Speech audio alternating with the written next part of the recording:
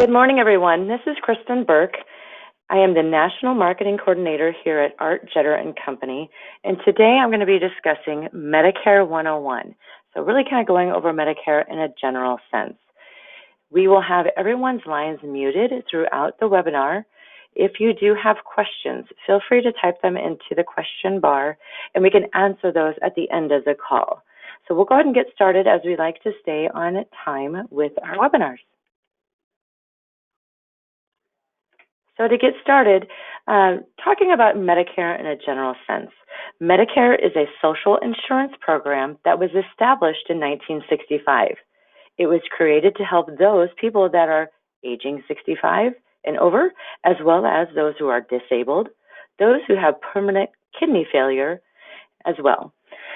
Currently, Medicare covers more than 59 million people. With nearly 10,000 baby boomers turning 65 every day, this senior health market presents unprecedented sales opportunities. And a recent study by Merrill Lynch and AgeWave further emphasizes this point. The study found that 7 in 10 couples over the age of 50 have not decided how much they will need to pay for health care in retirement. So this presentation will highlight some of those expenses and how Medicare supplement plans can help lessen these costs. So let's look at Medicare and all the pieces that make it up. So traditional Medicare, this is a piece that started in 1965. There are two parts of traditional Medicare. There's the Part A, which is a hospital insurance, and Part B, which is a medical insurance. Then there's the Part C of Medicare, which in a sense is an alternative to traditional Medicare. That is otherwise known as Medicare Advantage plans. We also have Part D, which is the prescription drug coverage. Both Part C and Part D of Medicare came into the market in 2006 and really have grown their presence over the number of years. In the next few slides, we're going to go into all the details of the specifics of these different components of Medicare. Medicare Part A. It is premium-free when a beneficiary or their spouse have 10 years or more of Medicare-covered employment. If an individual is receiving Social Security retirement income, they will automatically enroll in the Part A of Medicare at the age of 65. Now, if you have an individual that has 10 years or less than 10 years of Medicare-covered employment, they can still pick up the Part A of Medicare. They will just have to pay a premium for that. Now, looking at the different parts of the coverage within the Part A of Medicare. Under the Medicare Part A, covered parties can expect the following out-of-pocket expenses, and these figures do change each year. So these figures are as of 2020. There is a deductible for inpatient hospital care of $1,408. So this is going to be for a semi-private room, which includes meal, general nursing, miscellaneous hospital services, and supplies. If an individual is still in the hospital on the 61st day, they're going to start having to pay out a out-of-pocket cost each day. So from the 61st day to the 90th day, they'll pay out $352 per day. If they're still in the hospital on the 91st day, they will start paying out $704 per day, and that will continue on to their 150th day. On their 151st day and beyond, the individual is going to be responsible for all costs at that point. Looking at the skilled nursing, Medicare does cover the first 20 days of someone's skilled nursing care. On the 21st day to the 100th day, they'll pay out $176.50 per day. So, and then beyond the 100th day, that individual will be responsible for all costs associated with skilled nursing. When you're looking at the hospice care, the individual is responsible for a copay of $5 per outpatient prescription, along with 5% of the Medicare approved amount for inpatient respite care. Also, individuals are responsible for the first 3 pints of blood.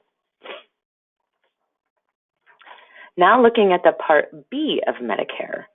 Part B is the medical insurance portion of Medicare coverage. Unlike Medicare Part A, Part B does have a monthly premium that is required. This amount does change each year, and it's always implemented in January of the first of the year. So if you're looking at the figures for 2020, the standard Medicare Part B monthly premium is $144.60. For higher income beneficiaries, they will pay the $144.60 plus an additional amount based on the income-related monthly adjustment amount, which we will detail out in the next slide. Also, one other point I want to add, there is also a late enrollment penalty.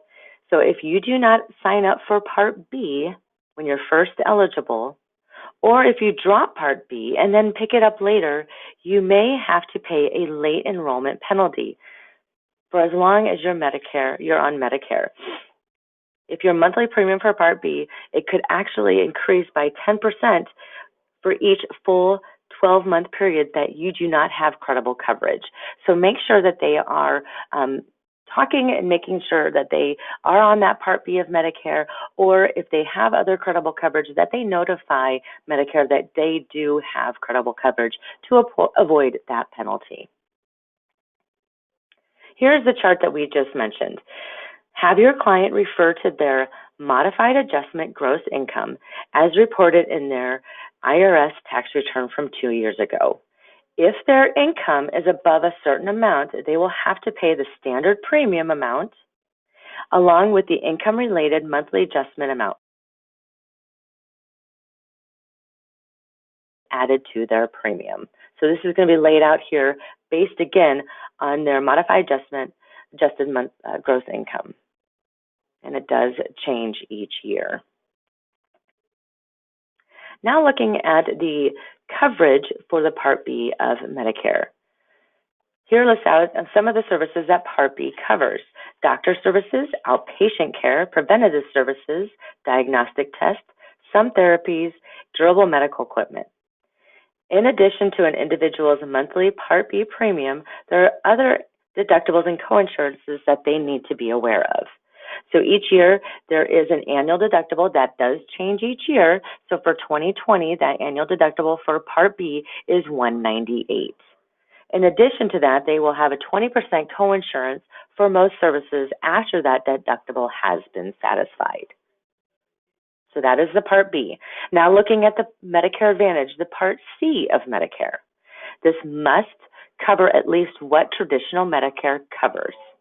In a sense, it replaces original Medicare, and it's still, though, the individual has to pay their Part B premium. Looking at the premium for a Medicare Advantage plan, they could have a zero premium plan or a plan that has very little premium. There is a maximum out-of-pocket costs that are associated with a Medicare Advantage plan. And individuals that want to enroll in the Medicare Advantage plan or switch plans can only do that at certain times during the year. And Medicare Advantage plans are network-based plans, so there will be an HMO or a PPO. So 2006, Medicare Advantage has really exploded over the years. There's kind of some uncertainties when they first rolled out, but they've really, set their mark and planted their feet into this market, and we really don't see this going away. So in 2018, 22 million have enrolled into Medicare. That's 35% of all Medicare beneficiaries. Now, over the years, Medicare Advantage plans and carriers have really intensified and added some great value-add benefits to their Medicare Advantage plans. Examples are the ride shares with Uber, gym memberships, wearable devices that monitor health. Industry experts predict 47% penetration by 2025, and eventually up to as high as 70% of the Medicare market. So we really do not see Medicare Advantage plans going away. Now let's walk through some Medicare enrollment periods. Looking at first at initial election period. So this is right when somebody is turning 65. Their initial enrollment period is 3 months before the month in which they turn 65, the month in which they turn 65, and up to 3 months after the month in which they turn 65. This initial enrollment period pertains to Medicare, Medicare Advantage plans, as well as the prescription drug plans. If the Medicare beneficiary has credible coverage at the age of 65, they can decline to pick up the Part B enrollment at that point in time. And they can enroll when they're losing that credible coverage down the road. Once the employment or credible coverage on their current employment ends, then that individual has 8 months to sign up for Part B without a penalty. This period will run whether or not you have COBRA. So if you choose COBRA, don't wait until your COBRA ends to pick up the Part B. Make sure and do that sooner. Also, if your client does not apply for the Part B of Medicare when they first are eligible, or they don't qualify for a special election period, they can only enroll during the general enrollment period, which is January 1st through March 31st, which would then give them a coverage effective date of July 1st.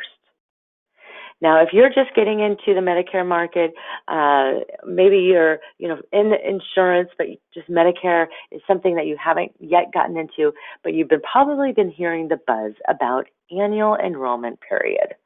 That's when you'll see a lot of seniors reviewing their current coverages. And what happened is that during this annual enrollment period, which is October 15th through December 7th, this is the time period where somebody that has a Medicare Advantage plan or a prescription drug plan, they can review their coverage and possibly switch plans and pick, another carrier or another plan that's being offered. Or they can really just, enroll at that point in time. No underwriting is required. But this has really caused a lot of activity in the Medicare market during this annual enrollment period, which then a lot of seniors then review whatever coverage that they have. So you see a lot of sales being made during that annual enrollment period. There's other times like that, as I mentioned, the special election period, and that's where somebody is losing their employer group plan, and they will have 60 days from the date the coverage has terminated.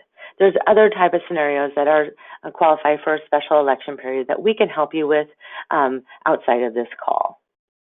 Also want to add, Medicare Advantage has an open enrollment period. This only pertains to Medicare Advantage plans. It's January 1st through March 31st. This is really giving consumers that have a Medicare Advantage plan the opportunity to review their plan, see if they're comfortable with that, if they need to make any changes. Feel free to talk to us about any of these enrollment periods as we can help with all of that. So that's the Medicare Advantage market. Now looking at the prescription drug plans. This is prescription drug plans offered by private insurance companies. There is a premium for these drug plans. There are tiered plans. There's co-payments that are alongside with that. We can definitely look at all these different prescription drug plans for you. They can stand alone or they can be combined with a Medicare Advantage plan. So we can definitely help you find the right prescription drug plan to fit your client's needs. Also want to mention that there is a late enrollment penalty for the prescription drug plans. Medicare calculates the penalty by multiplying 1% of the national base beneficiary premium. So for the 2020, that national base beneficiary premium is $32.70. So they times that number by the number of full uncovered months that you do not have that Part D or credible coverage. That monthly premium is then rounded to the nearest 10 cents, and it's added to your monthly Part D premium, and it does not ever come off. So please make sure your clients are enrolling in the prescription drug plans right at the time in which they're picking up Medicare to avoid that penalty. Here's some other good information that your clients need to be aware of. If your client has a health savings account, this is some important information that they need to take into consideration. The client needs to make sure that they stop all contributions into their health savings accounts up to 6 months before they start collecting Social Security. The reason why is because when you apply for Social Security, Medicare Part A will retroactively be available up to 6 months prior. So if you do not stop contributing 6 months prior to you applying for Social Security, then you may face a tax penalty. That penalty is because you were not supposed to be contributing into your HSA while you are on Medicare. So if you have any questions on that, we can definitely help you address those as well. Now looking at Medicare supplement plans. Medicare supplements, they've been around. A lot of carriers started offering Medicare supplement plans back in 1966. The main purpose of a Medicare supplement plan is to cover the gaps in Medicare, meaning those copays, those deductibles, those coinsurances that I mentioned at the beginning of the presentation.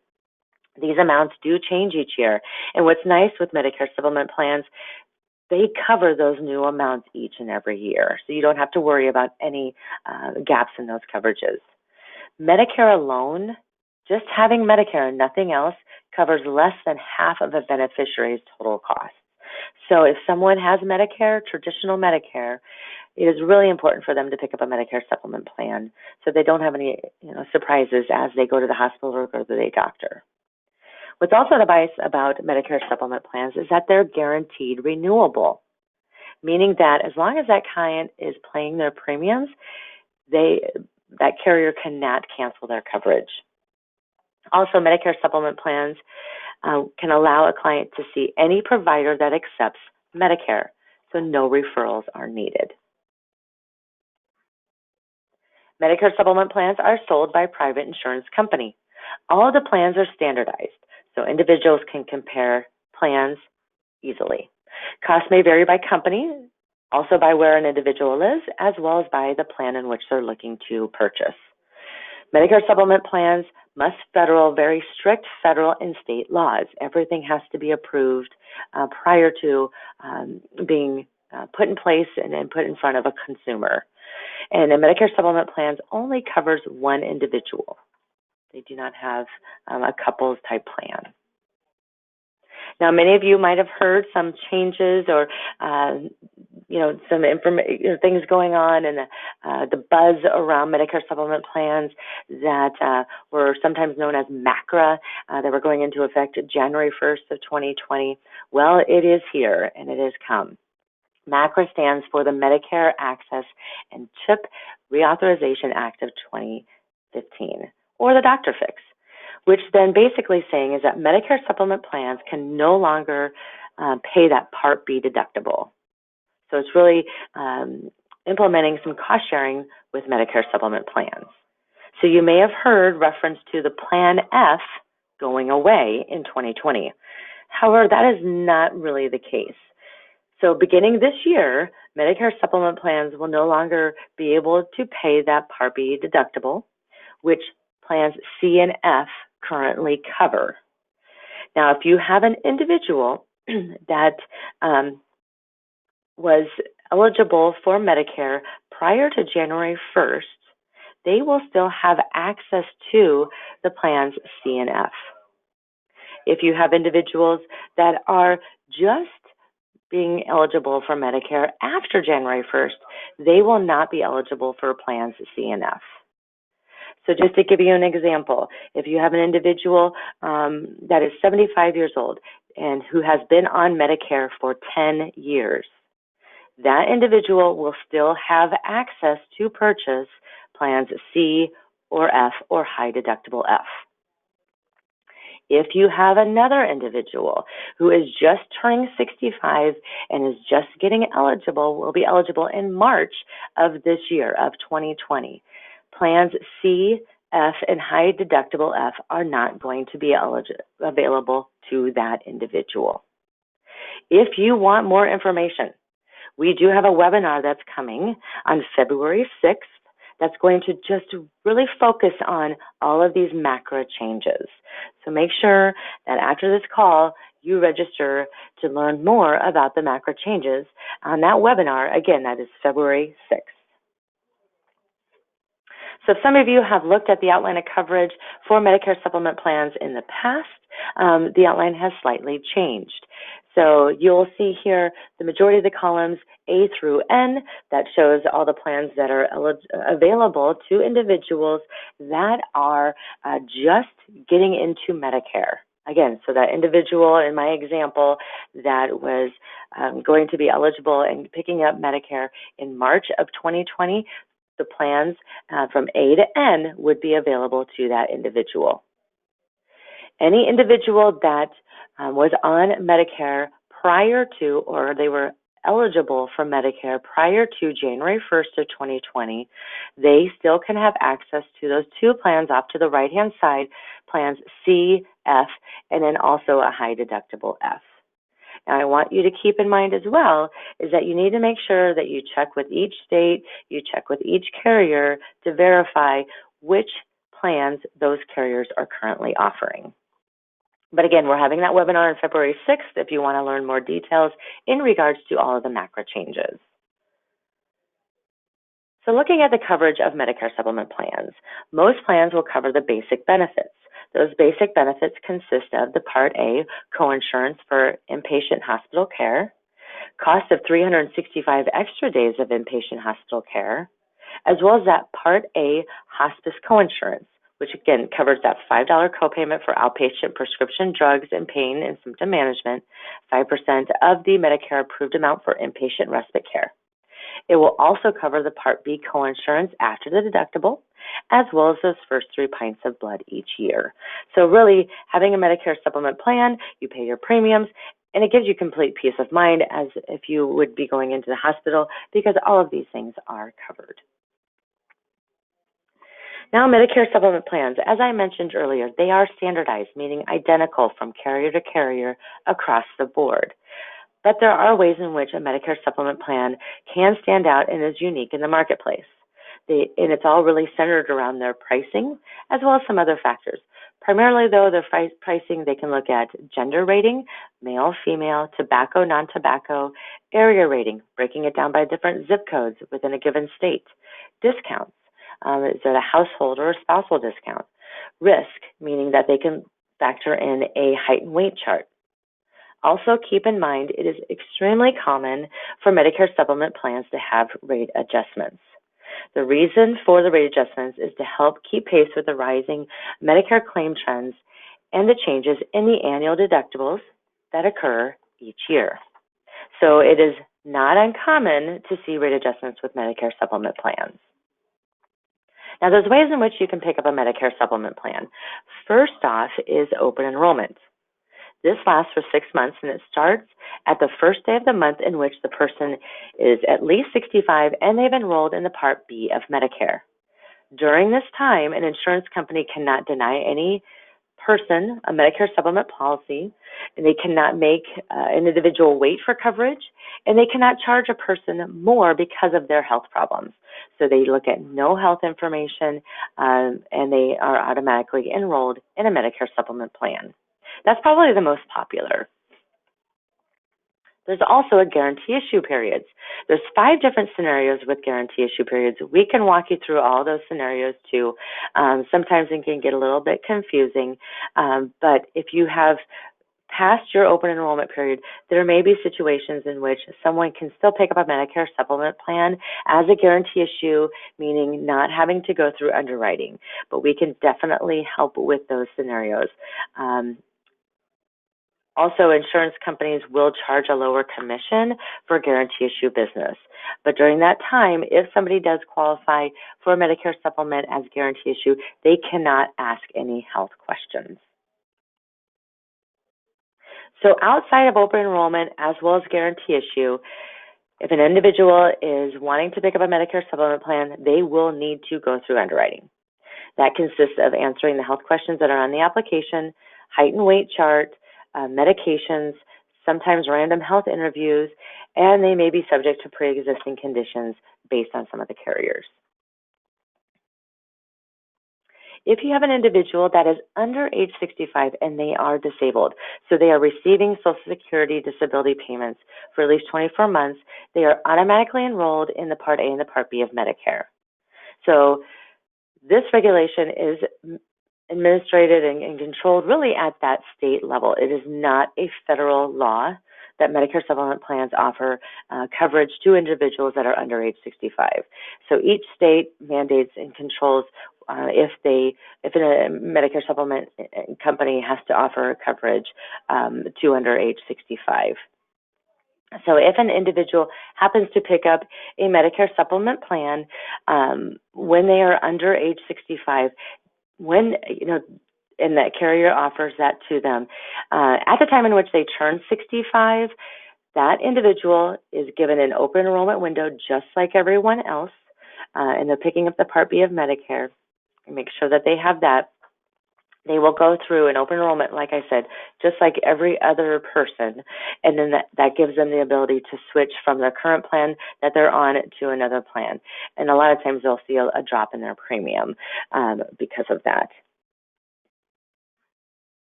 Now, looking at over the years, there have been so many Medicare supplement carriers coming in and out of the marketplace, especially, with the Modernization Act that happened back in 2010. So many companies that are out there. There's ways in which that Medicare supplement companies stand out, even though, as I mentioned before, they are standardized plans.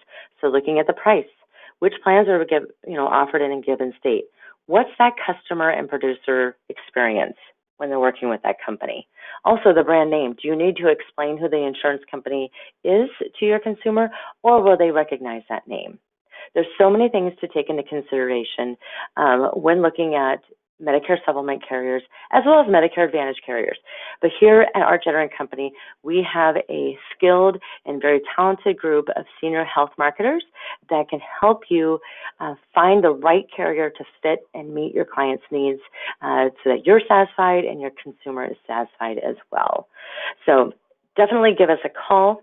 We are here to help, answer any questions that you may have, and really make 2020 extremely successful. So that concludes the end of our presentation. I am going to open up to see if there's any questions at this point in time.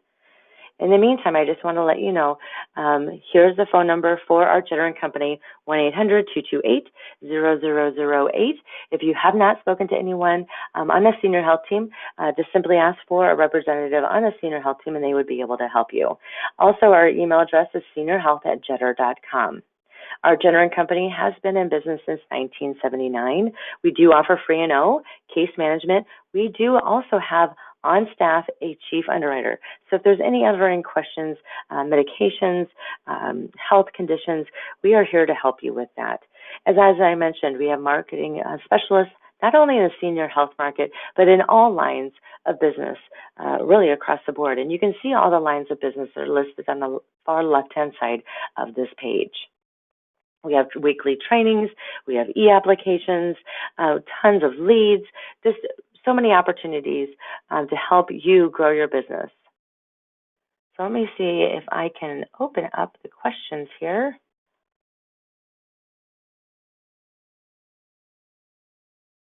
Okay, so there's a question, is there a general information sheet that we can fill out with a prospect prior to calling you to make our recommendation?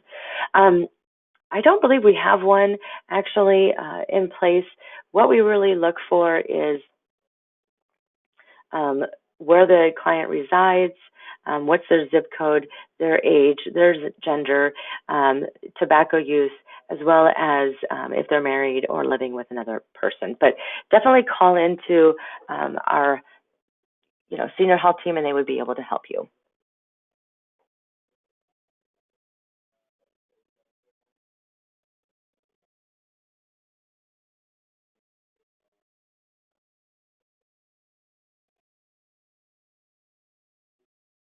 And Stephen, I can have our marketers contact you with your question as well to help you answer that question. Is there any other questions?